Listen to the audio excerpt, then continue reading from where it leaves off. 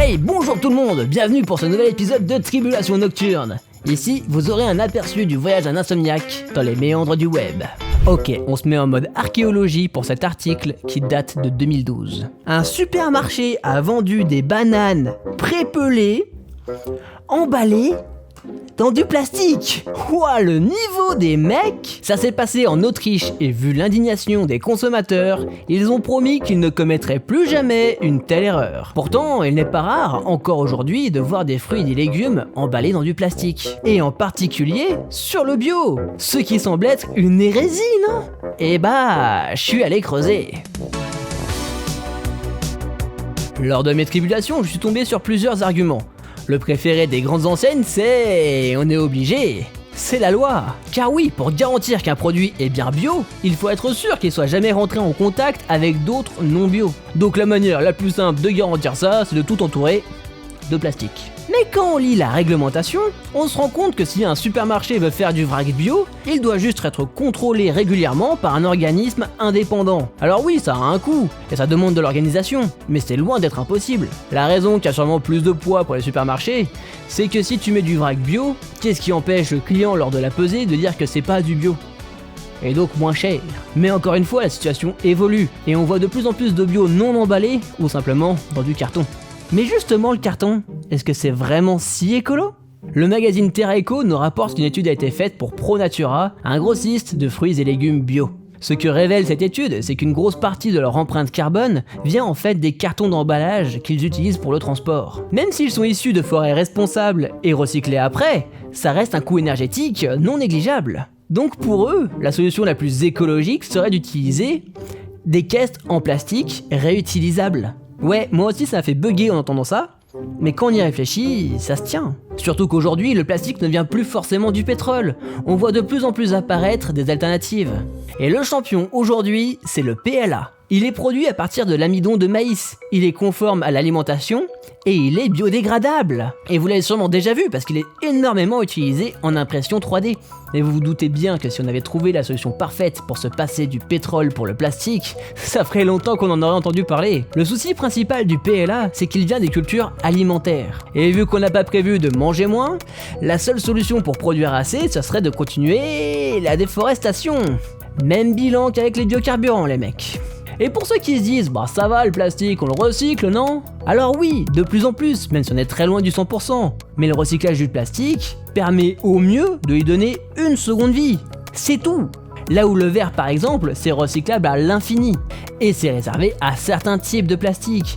Les autres finissent souvent dans des incinérateurs qui servent à créer de l'énergie, mais qui rejettent énormément de gaz à effet de serre. Perso, ma conclusion, c'est que moins on a d'emballage, mieux on se porte. Même avec tous les logos les plus verts du monde, une pomme est toujours plus écolo quand on achète juste une pomme. Et on reste dans les grandes surfaces. Dans le Puy-de-Dôme, on a pu retrouver le temps d'une journée, dans plusieurs magasins et jardineries, des plants de cannabis. Alors je vous arrête tout de suite, pas la peine de vous précipiter à Clermont-Ferrand, ce n'est plus en vente. Et les plants confisqués ont d'ores et déjà été brûlés par les gendarmes. J'espère pour eux qu'ils ont pris leurs précautions.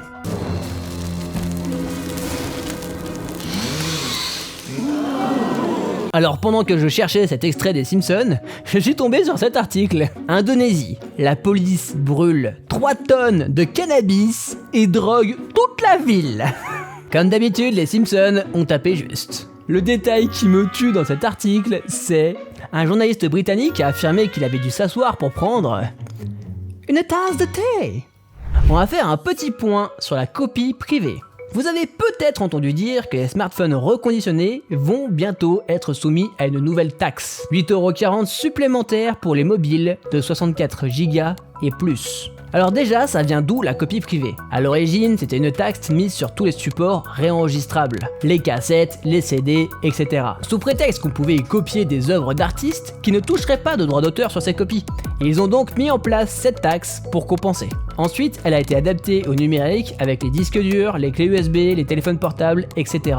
Et oui, si vous avez culpabilisé en gravant des CD pour les écouter dans votre voiture, il ne fallait pas, c'était légal. Alors quand on lit certains articles, on dirait que l'organisme de copie privée croule sous l'argent et s'en met plein les poches. Mais cet argent revient à 75% aux ayants droit, donc artistes et producteurs, et 25% sert à financer des événements culturels. Un argument contre qui a du sens, c'est qu'aujourd'hui avec l'essor du streaming légal, on ne fait quasiment plus de copies des œuvres. On paye une taxe conséquente.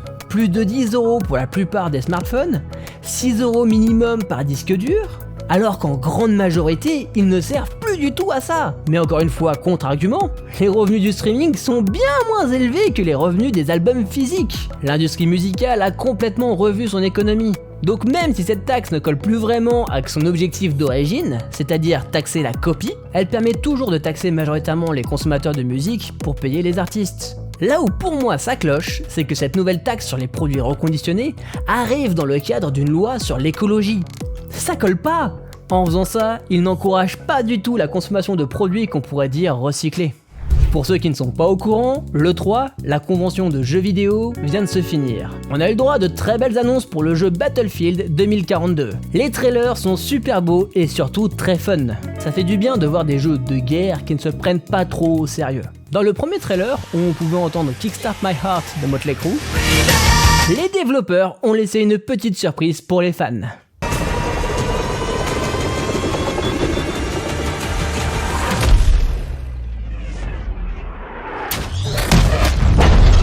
C'est un move qui est appelé le Rendezhook, mélange entre rendez-vous et bazooka. J'ai un permis pour ça. Cette référence est ultra évidente et tout le monde l'a reconnue. Mais il semblerait qu'il y en ait une autre, un peu plus subtile, cachée dans le trailer de gameplay.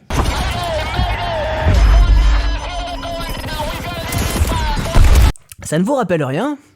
Et si je vous montre ça? I'm hit! I'm hit! Mayday! Mayday! I am going down!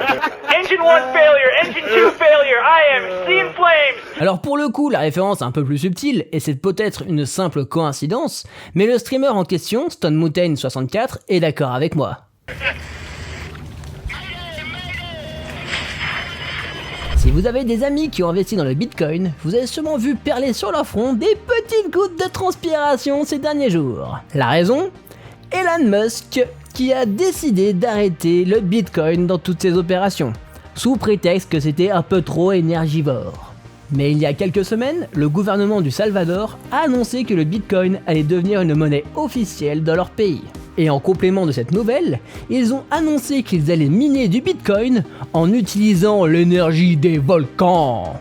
Alors c'est une bonne nouvelle, mais ça fait un peu titre facile, non?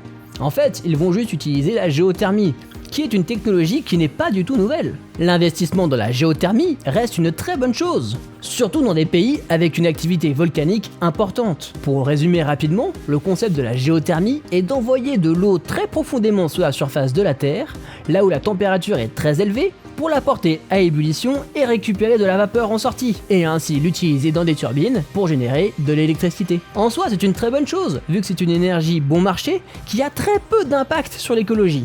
Mais même si j'adore les crypto-monnaies, j'avoue ne pas être convaincu par la pérennité du Bitcoin, vu sa dépendance aux énergies, même si on arrive un jour à n'utiliser que des énergies vertes pour le miner.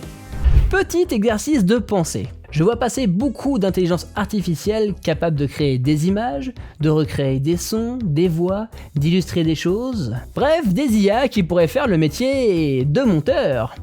Ce qui est mon métier! Alors avant qu'une IA fasse un film ou un documentaire ou un clip, il y a de la marge. Mais pour simplement illustrer une news pour les réseaux sociaux, eh ben c'est déjà le cas. Vous avez peut-être déjà tous croisé des vidéos où les images d'illustration derrière ont été choisies, coupées et assemblées par des IA. Et dans quelques années, ça sera les films de communication d'entreprise qui vont commencer à s'y mettre, si c'est pas déjà le cas. Et puis après, les petits reportages pour les petites chaînes, etc., etc. Mais est-ce que c'est une mauvaise chose? Alors enlevons le côté argent de la balance et concentrons-nous sur le côté créatif. Ces vidéos web qui illustrent juste une petite news avec des textes ne sont pas particulièrement intéressantes à monter. Il n'y a aucun enjeu artistique derrière. Et bien souvent, on va perdre un temps précieux à essayer de trouver des images libres de droit qui décrivent exactement une situation. Si demain une intelligence artificielle fait les 3/4 du travail et que je n'ai plus qu'à corriger 2 coupes et changer une image, je vois pas le problème. Et partons encore plus loin dans le futur. Imaginez qu'un réalisateur d'un gros film mette son scénario dans une IA. Il lui montre des photos des différents acteurs, de ses inspirations et tout son travail passé. Il pourra donc se servir de l'interprétation de l'IA pour voir à quoi pourrait ressembler son film, comme potentiellement d'une inspiration pour lui donner des idées, ou simplement de qu'est-ce qu'il ne faudrait pas faire pour ne pas être son propre cliché. Et puis si on ne veut pas l'utiliser, eh ben on l'utilise pas. Je serais toujours d'avis qu'il ne faut pas s'empêcher de créer une invention. Mais par contre, il faut faire très attention à son utilisation. Pour moi, si demain tout devait être produit par des robots, bah ça serait pas forcément une mauvaise chose. On trouverait juste un nouveau système de société et de distribution des richesses. Parce que s'il n'y a plus de consommateurs, les grosses entreprises, elles peuvent plus rien vendre. Donc forcément, il faudra bien redistribuer les richesses. Et avant de se quitter, on fait un tour sur la route des Namgag avec un combo d'abrutis. Et assez d'internet pour aujourd'hui. Merci beaucoup pour tous vos commentaires et vos likes, en particulier sur TikTok où vous êtes de plus en plus nombreux. C'est ouf. N'hésitez pas à venir faire un tour sur ma chaîne YouTube Timecut, et pour ceux qui sont sur YouTube, allez jeter un petit coup d'œil à TikTok quand même. Une fois que vous avez bien bossé l'algorithme, elle est pas si mal cette plateforme au final. Pour info, quand vous voyez du contenu qui ne vous intéresse pas, laissez votre doigt appuyé et cliquez sur « Pas intéressé ». Ne faites pas ça chez moi, hein. Bref, avec ça, en quelques heures, vous n'aurez plus que du contenu qui peut vous intéresser vraiment. C'est-à-dire des vidéos. Sur ce, moi je vous fais des bises et je vous dis à la prochaine. Tchuss.